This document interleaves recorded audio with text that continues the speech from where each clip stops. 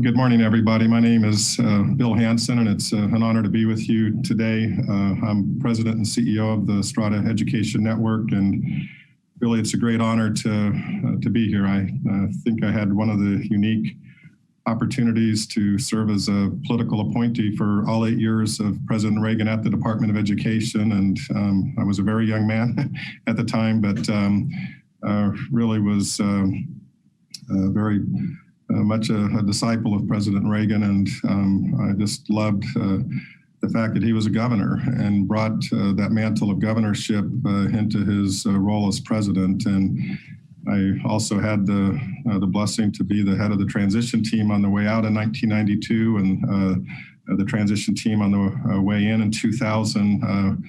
Before and after President Clinton, also a former governor, had served and helped lead the transition team for President Bush in 2000, and again, another governor. And it was great to see these three education governors really make a difference in their national leadership as presidents of the United States. And so really in that vein, it's an honor to be here today with Governor Hogan and to help facilitate the first conversation with the state of the state with some of our most innovative and prestigious governors. And Governor, just an absolute honor to be with you today and to help walk through a conversation on your priorities and the things that are mattering most to you and to Marylanders, and just have the benefit of living across the river from you, so I'm able to watch from a close distance of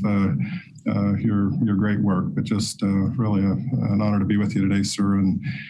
And maybe just by a quick intro question, just I know we've been obviously in a very unique state for these last 6 months, and I think I'd just love to get your perspective as governor, that you've probably issued more emergency orders than you would have ever liked or thought of, but maybe if you could help walk us through if you're thinking about those tough decisions that you've had to make that affect the lives and the livelihood of so many Marylanders, and really just your calculation of kind of the risk versus the action and all those important decisions that you've had to make.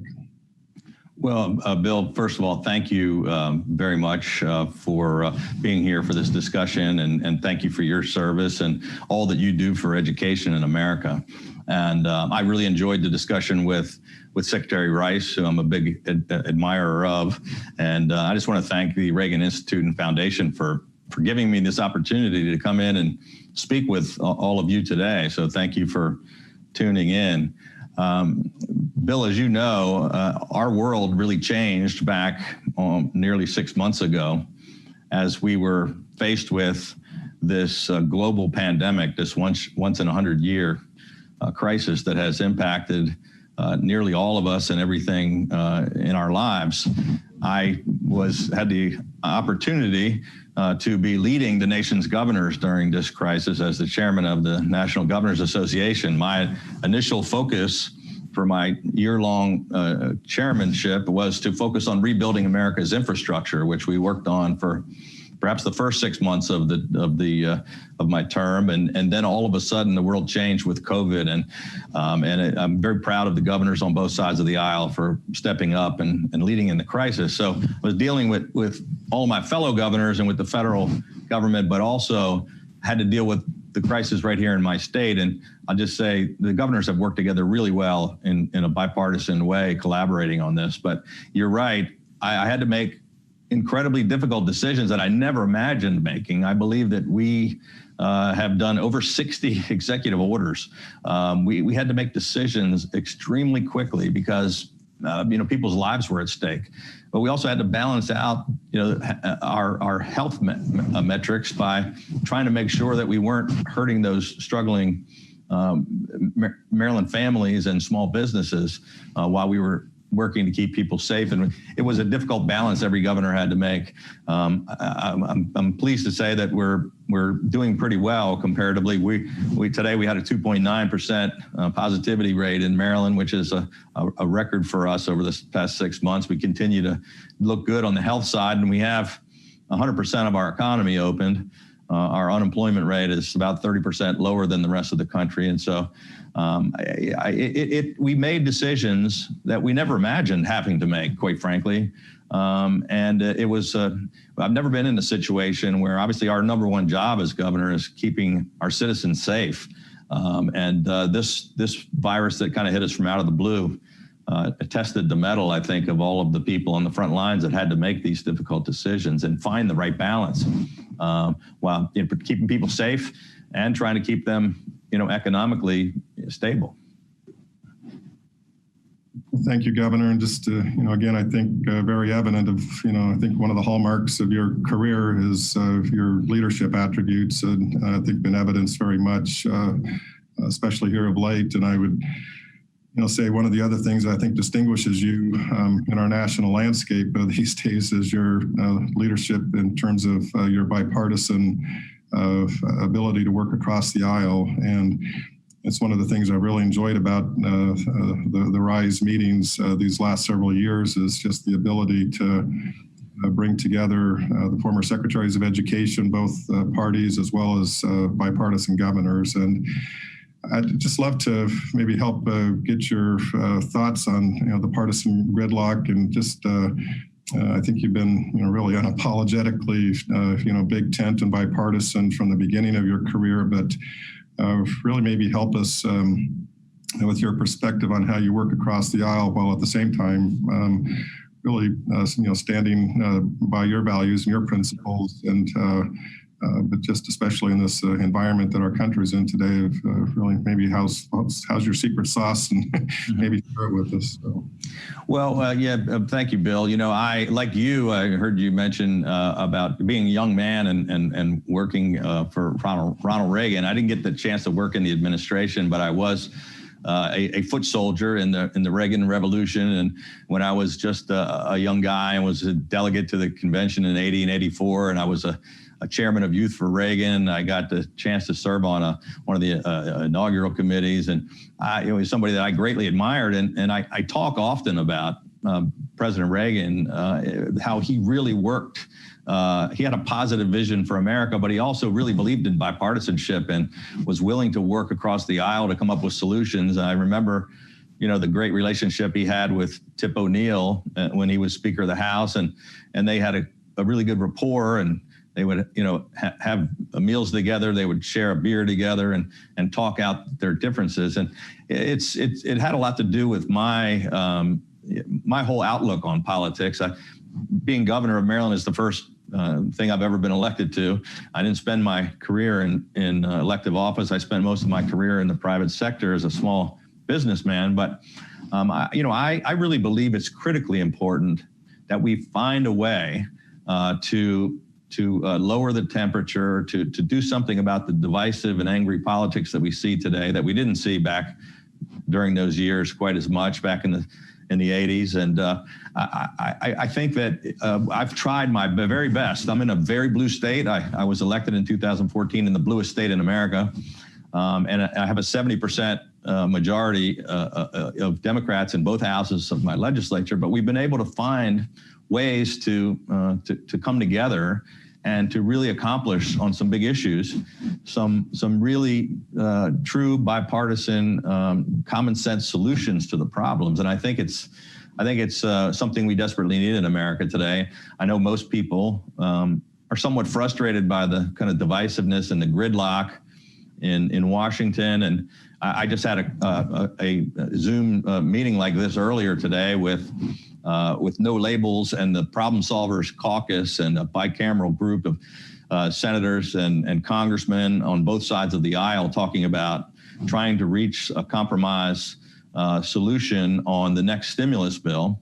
And I really think we need to see more of that bipartisanship. I mentioned earlier that the governors did work together in a very bipartisan way, and I'm hopeful that, regardless of what happens in this upcoming election that we're going to see in 40 days or so, that maybe we can find a way to get back to a more civil dialogue, and where we can maybe accomplish some solutions without demonizing the other side back and forth. And I really think that's one of the things that worked a lot better decades ago in Washington than it is today. Well, Governor, I'd like to maybe focus a little bit on still standing, and maybe you can explain this a little bit to our audience today. But I know you've had as you just talked about, a very busy 5+ years in the governor's mansion, and you had planned to write a book even before COVID-19 hit, and you had a few pandemic chapters addressing the early days of COVID and the response and your state emergency declaration and the acquisition of the test kits that you secured from South Korea. But could you tell us a little bit about the early response and what's happened since, and also just a little bit about the book? Sure. Well, I had worked on this book for a while, and it's just it's not a heavy political read, but it's I just wanted to share some of the experiences and challenges that I've been through, and just talk a little bit about some of the things that I just was talking with you about how we do something about the divide in America today, and how we can maybe find ways to move forward. But I talk about a number of challenges. The book is called Still Standing, Surviving Cancer, Riots, a Global Pandemic, and the Toxic Politics that Divide America. That's a pretty long title, but I had most of this written last year. It was supposed to come out right at the beginning of the pandemic, and I got the publisher to put it on hold, and because we were too focused, but it could only delay it for several months. And I added a few chapters at the end about our collective response to the coronavirus, and added that into the title. But it talks about my general philosophy and how we've been able to get things done in a probably one of the most hostile and difficult environments as a Republican who not only I was the second Republican in 50 years to be elected in my state, but then because of the bipartisan accomplishments and getting things done together with my Democratic friends across the aisle, in 2018, when it was, the biggest blue wave and a huge blue year and a blue wave in a blue state, I was overwhelmingly reelected, and I became the second Republican in the history of our state to ever be reelected to office. And I think it's because people, regardless of their party affiliation, Republicans and Democrats and independents, really do want to see pragmatic, bipartisan compromise and effective leadership, and they want to get things done. And that's what they'd like to see in Washington, I think. They'd like to see people work together better and actually get things done together.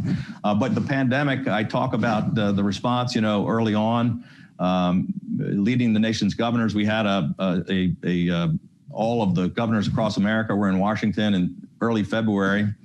At the very beginning of this, when we had just had cases breaking out in the state of Washington, and then just a month or so after that, it was spread to every state in America, and we've been dealing with the crisis ever since. But again, working together with the administration and with the Congress, getting CARES Act funding, getting support, and working together with all the governors. The response hasn't been perfect, but I think in a terrible crisis, we really have all stepped up, and it's going to take all of us continuing to work together to try to defeat this hidden enemy. It's impacting our economy, it's impacting our schools, and it's just about every other aspect of our lives. And we've made progress, but it's by no means behind us yet.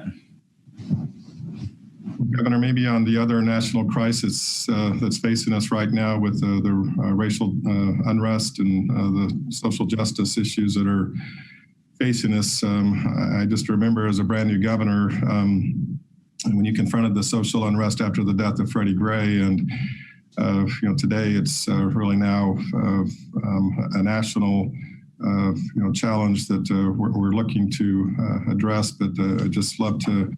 And again, I thought the previous conversation with Condoleezza Rice and her perspective was just wonderful and very helpful what we're looking at as a country. But I would just love your observations and perspective on what you stepped into when you were first elected, but also now, obviously, with the national conversation and challenges that we're facing. Sure. Well, I had the pleasure of having another conversation with Secretary Rice.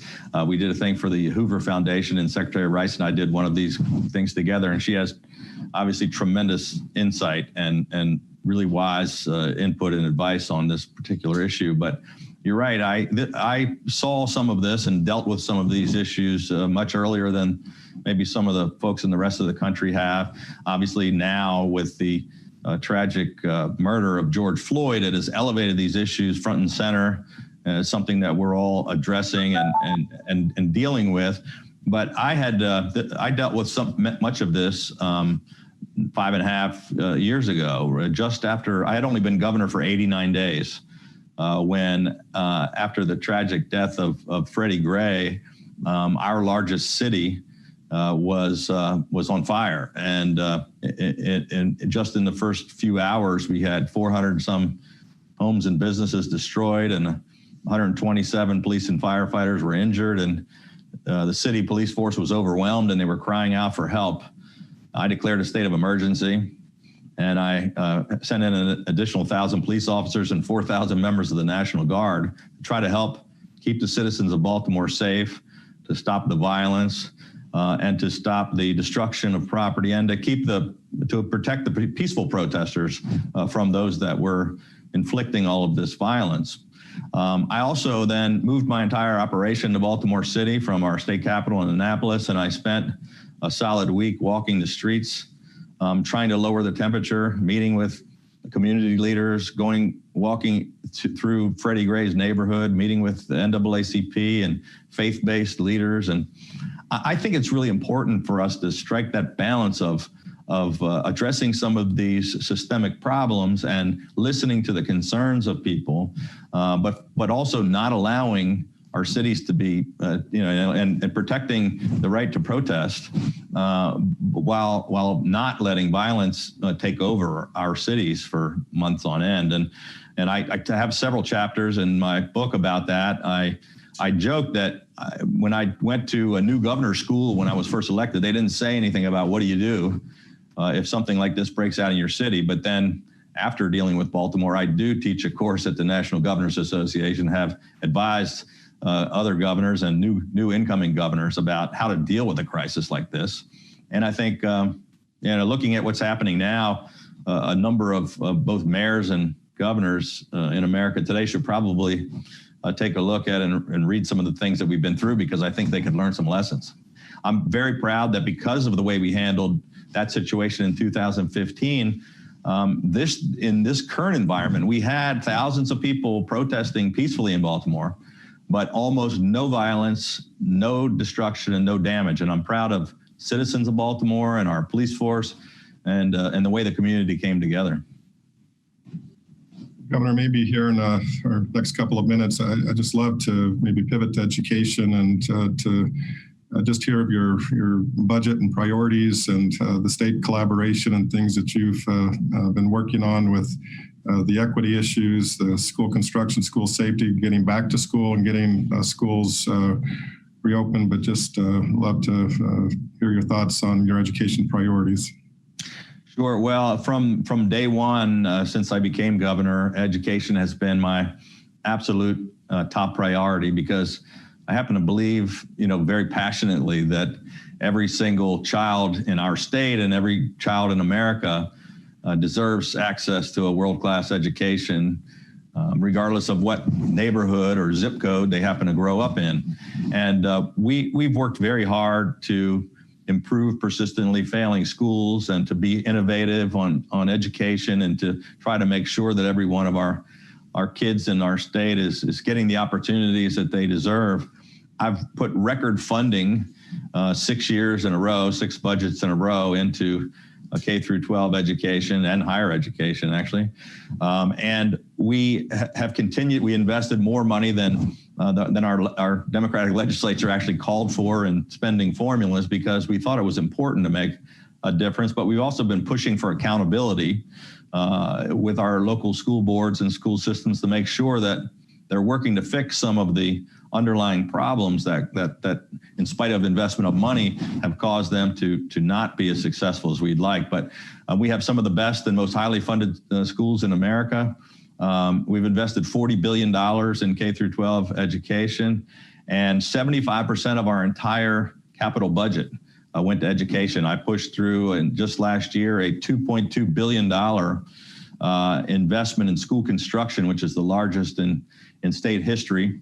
And we have casinos in Maryland, and I pushed for and enacted got the voters to vote for a casino lockbox, which took all of the revenues from the casinos and put it directly into education, which has made a tremendous difference as well. But we haven't solved all the problems.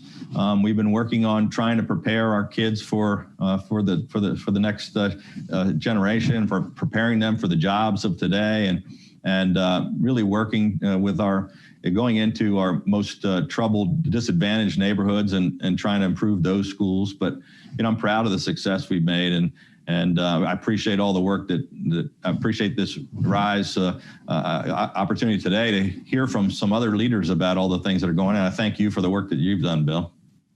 Thank you, Governor. And I think we can go another minute or two here. So maybe just one last question.